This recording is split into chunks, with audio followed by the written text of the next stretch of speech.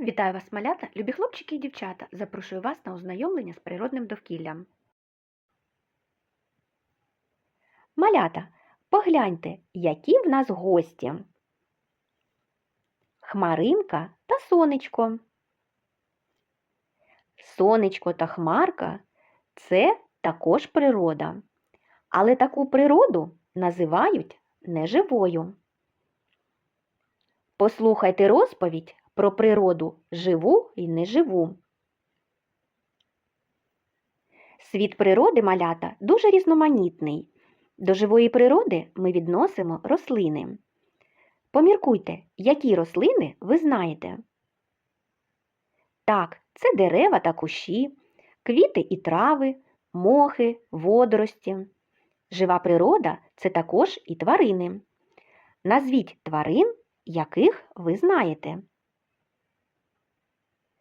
Це звірі та птахи, комахи та риби і багато інших істот. До живої природи належимо й ми, люди. Жива природа – це те, що живе, росте, живиться, дихає, п'є воду. А поряд із живою природою існує й природа нежива.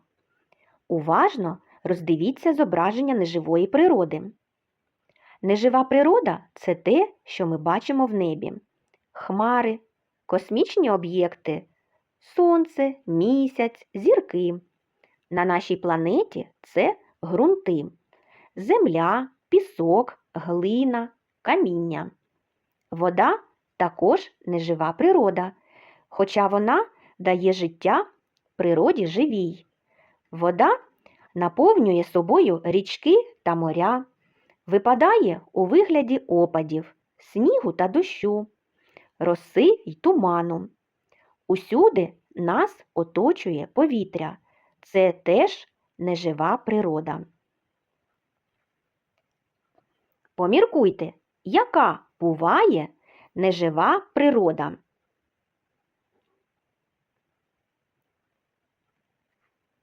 Чи може нежива природа рости, живитися, мати діток або давати плоди чи насіння?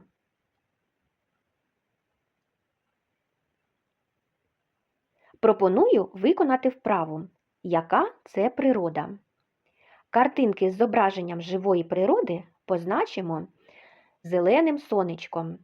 Картинки з зображенням неживої природи позначимо блакитним сонечком.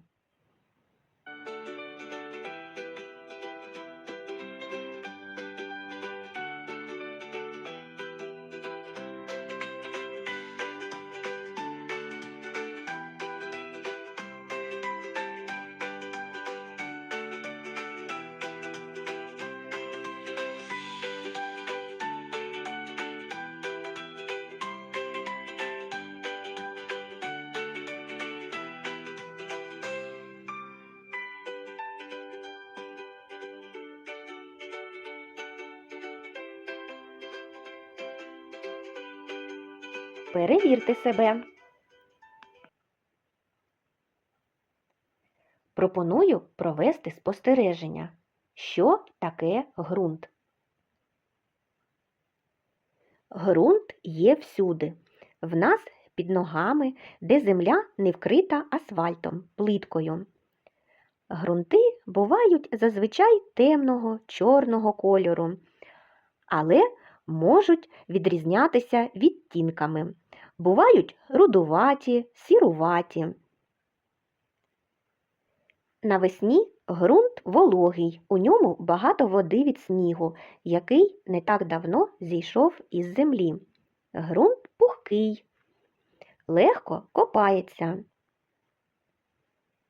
Ґрунт потрібен усім рослинам для життя так само, як і тепло, світло та вода. Коріння рослин росте в ґрунті і через нього отримує вологу та поживні речовини, необхідні для життя. Ґрунт може більше чи менше підходити для життя рослин, адже в одному місці рослин більше, вони пишніші, а в іншому їх менше, вони тонкі, невисокі. Можливо, там ґрунт для рослин менш придатний, наприклад, надто втоптаний. Проведемо досліди з глиною та піском. Пісок та глина – це об'єкти неживої природи. Давайте з вами з'ясуємо, з чого складаються, якого кольору, які властивості мають пісок та глина в сухому та зволоженому вигляді. Погляньте уважно на екран. Давайте з'ясуємо, як виглядає пісок та глина у сухому вигляді. Розглянемо пісок та глину крізь лупу або мікроскоп. Пісок та глина складаються з дрібних крихітних часточок. У піску це піщинки, їх видно краще. А зараз давайте порівняємо забарвлення глини та піску. Пісок світлий, жовтий або білуватий. Глина коричнева, рудувата. З'ясуємо властивості піску та глини у сухому вигляді. Пісок сухий, легкий, м'який. Він розсипається. Із сухого піску не можна нічого зліпити. Якщо пісок покласти на долоньку і спробувати розтерти його, то він колиться і не розтирається. Суха глина тверда і не сипуча. Тепер з'ясуємо властивості піску та глини у зволоженому вигляді. Зволожений пісок стає значно важчим і не розсипається, бо його піщинки зліплює вода. Тому з вологого піску можна щось ліпити, наприклад, пасочки. Якщо глину зволожити, вона робиться м'якою, липкою, в'язкою. Також добре ліпиться. Пропоную виконати вправу пиріжечки.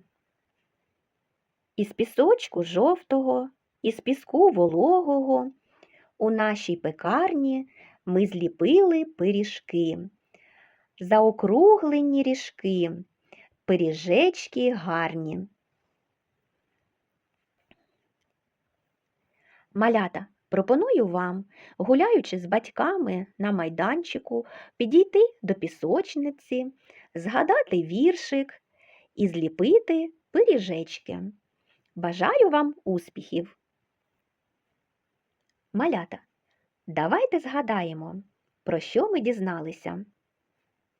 Розкажіть, із якою природою ми познайомилися? Яку неживу природу можна побачити в небі? Під ногами. Чи потрібна нежива природа для життя природи живої?